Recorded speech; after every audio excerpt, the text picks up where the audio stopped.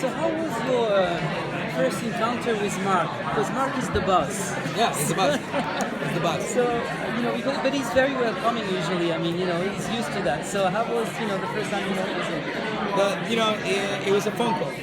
We talked on the phone first. When I closed my contract, he called me, left me a beautiful voicemail, and then I returned that evening, and we had a nice 20-minute conversation about, pretty much the dynamic of the show, the family, the fact that they're a movie train, the fact that they're a very tight family, that everybody from the crew to most of the cast have been there from the beginning.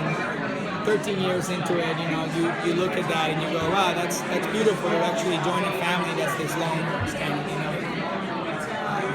We talked about the fact that I'm no stranger to long-standing families, and that I'm able to parachute into a movie train, and I told him, I said, hey Mark, I'm excited, man, and I'm excited to come in there and play with you guys. And honestly, same thing I told Mark, same thing I told Gary, the showrunner. I said, I want to come and play with you guys, but I want to make sure you guys know that I'm going to come in there to light some shit on fire, to break some shit up, Let's just spice things up a little bit. And they were more than game. We developed an amazing character. But Mark, showed me the ropes in an hour. And in an hour and a half, him and I were laughing and high-fiving and shaking hands after every take and hugging and knowing that, like, wow, this feels good. This feels very good. I'm in day 5 of episode 1. I've already shot a guy off a motorcycle and, a car already blew up. So just know that, like, NCIS is going to a very fun place. We were talking about our experiences. But Mark is lovely, and I'm honored and I'm excited to not only learn, but to play opposite someone that gives you everything he's got on screen. So that is something that is rare in this industry, specifically in shows that go this long. To see this cast still be passionate and show up to work and be prepared and know their lines and try new things. I was excited because that's what I am. I go to sets and I take a running start, everything. So it was good. Are we going to see you catch and clash with any of the team, or how does he get along with everyone? He doesn't play well with others, and he clashes the most with Mark. So to give you a little perspective, this is an undercover agent that's been off the grid for a very long time. He lost all communications, and after this decision, he terminated all communications with NCIS, so he could go really deep undercover in South America. His cover is blown. He's forced to return to Washington to warn everyone about a possible threat. He returns from the shadows and can't find himself at ease, can't find himself at home, and can't find himself comfortable. He's someone that's been living a double life for a long time. He's unstable, he's a lone wolf. He only knows how to do things one way, and that is based on his own instinct. He's going to be presented with a different dynamic, and that's not going to sit well. Mark and I have had the last 5 days, we have like 4-page scenes each together, like this. And it's so delicious. It's so it's just so good because both characters and you're going to root to get to that middle ground, because that Nick Torres could add a very different and effective element to the team. But it's going to take Nick Torres to learn to play with others, and that's going to be a tough road for him. But he butts heads the most with with Mark, and most of my scenes are with Mark, and I feel like I'm that angry and hungry wolf that is on that leash, and then when he says okay go, and he unleashes me, then explosive things happen. So that's the dynamic that we're going to play now.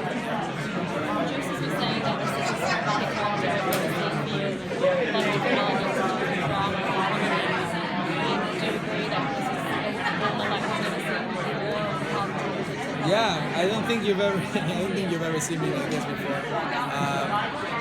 There's so many layers that we're trying to play, and so many so many things I really want to hit with. You know, I want to also honor the men and women who take this job. Raise awareness for the post-traumatic stress. Most importantly, really show the distance, the lengths, that these individuals go to defend millions of people that never met before, and the toll that it takes on these characters. But at the same time, he's going to be very unpredictable. He's very charming. He's very likable. Very disarming. If you know anything about me, I'm going to put a lot of comedy in at some point. He's going to be kind of a sarcastic guy. But he challenges everyone in the cast. So this character is going to touch everyone at some point within the season. But yeah, it's awesome, man. It's awesome when you play something you've never done before. And every scene and every episode, you learn things about you. And I'm pushing myself to places that I've never done. And I've played some really crazy things, from Minority Report to From Dusk Till Dawn to some of the other stuff that I've done in movies or whatever. But I feel like I'm kind of borrowing from a little bit of all those crazy, weird-ass characters I've ever played, and I'm bottling them up into Agent Nick Torres. But yeah, I'm excited for you guys to see it. It's gonna be different. Did you go back and watch all the 13 seasons? I have not been able to get through 13 seasons, sir. I have watched enough to know that they paved quite a road, and excited for me to join the driving, the driver's seat with Mark and take the show to a new place. Did you train special way for Yeah. Chef Town? Yeah, I've been really lucky because throughout the last 6 years of my life, I've been trained. I have mixed martial arts experience for 9 years, and I've done Navy SEAL training, tactical training, weapon expert training. So I felt very ready for all the different roles that I wanted to play. So yeah, I felt very prepared. I've had great conversations with undercover guys in this division, and the stories are eye-opening. And they're very energizing. They get you really excited. That this is a real person that I'm playing. That's the other thing, is that this character exists. Not as a real person, but as an individual, it really is out there. So that's another fascinating thing, to be able to bring that character that most times you're going to see a TV version of him.